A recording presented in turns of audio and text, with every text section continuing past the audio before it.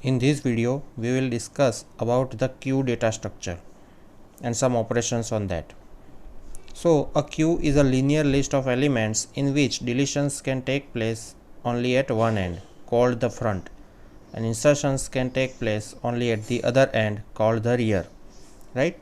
So, unlike stacks where one end is fixed and the other end is open for both insertion and deletion, in queues we have two separate ends, two dedicated ends for insertion and deletion, right? So front always points to the first item in the queue, rear points to the last item in the queue, so that rear can be used to insert a new element into the queue and front can be used to remove an element from the queue. So queue is a data structure which possesses FIFO or FCFS property, that is first in first out or first come first serve, right? So if we look at this particular example here, we can see that this queue is having capacity of 8 slots, right? Out of these 8 slots, 4 elements are already occupied, they are stored in the queue, remaining 4 places are empty, right? Front pointer is pointing to the very first element of the queue, rear pointer is pointing to the last element of the queue which is occupied, right? So whenever a new element comes and it wants to access the queue, rear pointer will be incremented by 1 and this will be the empty slot, vacant slot where insertion can take place. And whenever a removal operation is to be done, then the removal will take place from the front pointer, that is the very first element of the queue will be removed. Let us now discuss about the insertion operation in the queue. So procedure is queue insert and the arguments are the queue vector which holds the elements to be entered into the queue, F is the front pointer, R is the rear pointer, N is the capacity of the queue, and Y is the element which either we want to insert into the queue or which will be coming from the queue. Okay, since this is the insertion operation, Y is the element which we want to add into the queue. Okay, so before inserting any element into the queue, we must check for the overflow condition. What is overflow condition? We have to check whether the queue is having the vacancy or no, right? Sometimes it becomes possible that the queue itself is fully exhausted, there is no any available space, available slot into the queue, so insertion cannot take place. So before inserting any element into the queue, we must ensure that the queue is not full. So this is checked using the overflow condition. So from overflow condition we can make sure that the queue is having sufficient vacancy. So if R is greater than or equal to N, then the queue is full. Okay, R is the rear pointer, N is the capacity of the queue. So when the capacity of the queue is full, the rear pointer reaches from beginning to the N, it means it is overflow, no further insertions are allowed. If that is not the case, then we increment the rear pointer by 1, R equal to R plus 1, and then we insert the given element Y into the respective position Q of R. So here R, rear pointer, although we call it pointer, but it works as the index. Okay, so it is an index only. Now this is a specific condition which we have to check while performing the insertion operation, that is whether the front pointer properly set or no. So let us see what is that. If F is equal to 0, then assign 1 to F. Okay, so what does this mean? So this is what initially both rear pointer and front pointer are initialized with the value 0 to indicate that the queue is empty, no operation has taken place, right? So whenever the very first insertion take place, the rear pointer moves by 1, so it points to the first value, the only value in the queue, right? Now suppose a deletion operation has to be done, then the front pointer also should change from 0 to 1, because front pointer also should point to the first element of the queue whenever there is any element at all, right? So whenever the queue status changes from empty queue to at least one element, the front pointer we should move to the very first position in the queue. So this is the condition which makes sure that happens. So if f is equal to 0, that indicates if the queue was empty earlier, but due to the insertion of this particular element into the queue, we have to move pointer f to 1, right? Next we have the delete operation, which will delete a particular element from the queue. As we know that the deletion or removal takes place from the front of the queue in the FCFS manner. Okay, so like insertion, we take some arguments here to this function. Q is the vector of queue, f is the front pointer, r is the rear pointer. Okay, you can see here that we do not need n and y, which were earlier required while insertion. N is not required because the queue deletion operation has nothing to do with the capacity of the queue. It will delete only the inserted element, right? And it also does not need y, because y is output rather than input to this particular function. Okay, so y we are not going to insert, but y is something which we are getting from the queue as the removed element. So as we were checking for the overflow condition while insertion, the reverse operation has to be done here, that is checking underflow condition while deletion. Okay, so what is this?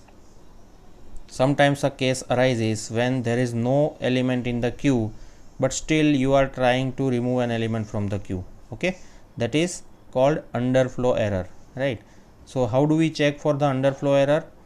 So if you remember, we set r and f both pointers to be 0 while initial step. Okay, so if f is still 0, it indicates that no element has been inserted in the queue yet, therefore f is still 0, and then that indicates that the queue is empty, and therefore it is an underflow error.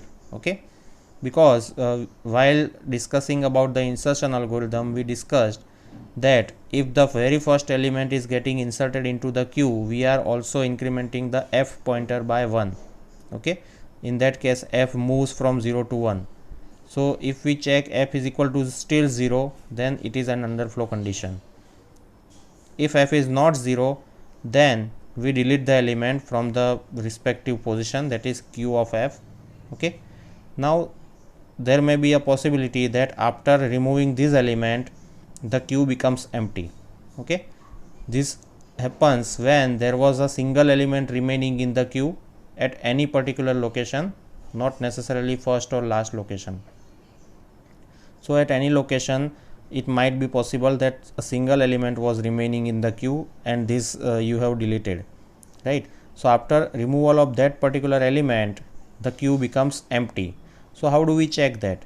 So to check that, we check if f is equal to r or what, right? So how do we check that? R is the rear pointer which points to the position where insertion takes place. Okay, so it moves when insertion occurs, and pointer f moves when a deletion occurs, right? So we know that if there are multiple insertion operation from the beginning, then r pointer moves, and if there are multiple deletion operation in sequence, then f pointer moves. Okay, now we may have a series of insertion and deletion operation arbitrarily, but sometimes if the case arises when f is equal to r, okay, it means the next insertion is due from this position because it is an empty slot, and the next removal is also due from this position actually, right? In that case, the queue is empty because there is no any element left in the queue. All the elements which were inserted are removed. Okay, so this f is equal to r condition indicates that particular case, and if this happens, then you can set your f and r pointer to the initial 0 values. If that is not the case, then after deletion you can simply increment the pointer f by 1, which will point to the next location in the queue for next removal. Okay, and then you simply return y. Okay, so this is the algorithm for deleting an element from queue, right? So we have seen insertion from queue and deletion from queue. In the next part of this video, we will see a simulation of some insertion and deletion operation on this linear queue. So you can see here that a series of data values are provided: 11, 22, 33, dash 44, dash 55, 66, dash 77.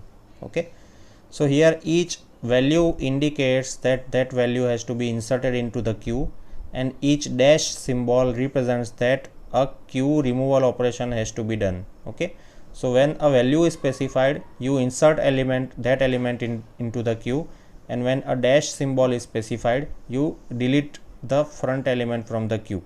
Okay, so this is my vector queue which holds all these values.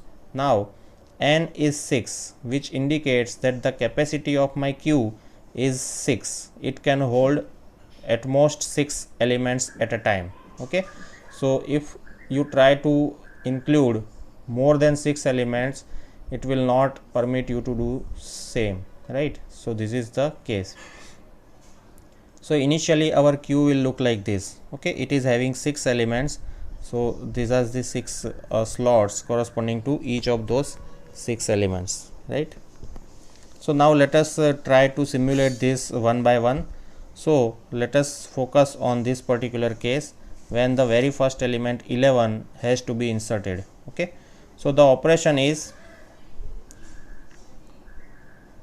the operation which we want to perform, either insertion or deletion, and front and rear are the pointers which we are using to keep track of front and rear values, and contents show the queue contents. Okay, where what are the contents of the queue at this particular step.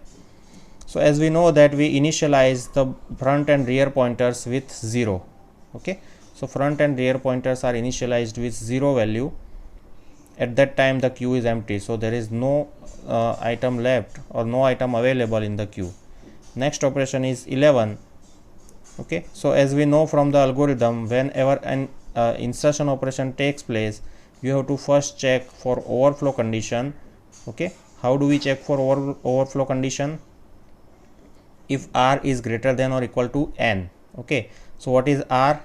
R is 0. What is n? N is 6, right? So r is not greater than or equal to 6. It means there is a vacancy in the queue, so insertion can be easily done, right? So what we will do, we will increment rear from 0 to 1, and we will simply add the element into the queue. Okay, so queue is there, and as we know that since this is the very first insertion of the simulation, we will also increment the front pointer by 1. Okay, because front pointer should always point to the first element of the queue. Initially it was 0, now it is pointing to first. So after inserting 11, both front and rear are having value 1, and the contents of the queue is 11. Next operation is insert 22. Okay, so if I try to insert 22, the same procedure takes place. First we will check the overflow condition. Still there is a vacancy in the queue, so increment rear by 1. So from 1 it will be 2. Front will not change here, right? So you can check here that front will not change during every insertion. It will change only during the very first insertion, right? So front will remain 1, rear will be 2, and the element will get added into the queue. So content will be 11 and 22. After adding 33, the front will be 1 and rear will be 3, and the queue contents will be 11, 22 and 33. Now there is a deletion. Okay, so here I want to delete an element from the queue. So while deleting, we will be checking the underflow condition, right? Means, is there any element to be deleted from the queue, or the queue is empty, right? So how do we check that? If f is equal to r. So you can see here that f is not equal to r because f is 2 and r is 3, right? It means the queue is not empty, and we can proceed with deletion. So the very first element which was pointed by front pointer 1 will be deleted. Okay, so 1 was index 11, So 11 will be deleted from the queue and f pointer will be incremented by 1. So now after this operation, front becomes 2 and rear stays on 3 because there was no insertion. Okay, so by this time you must have noticed that at every insertion except the first insertion, at every insertion the rear increments by 1 and at every deletion the front increments by 1. Okay, so you can see the subsequent steps.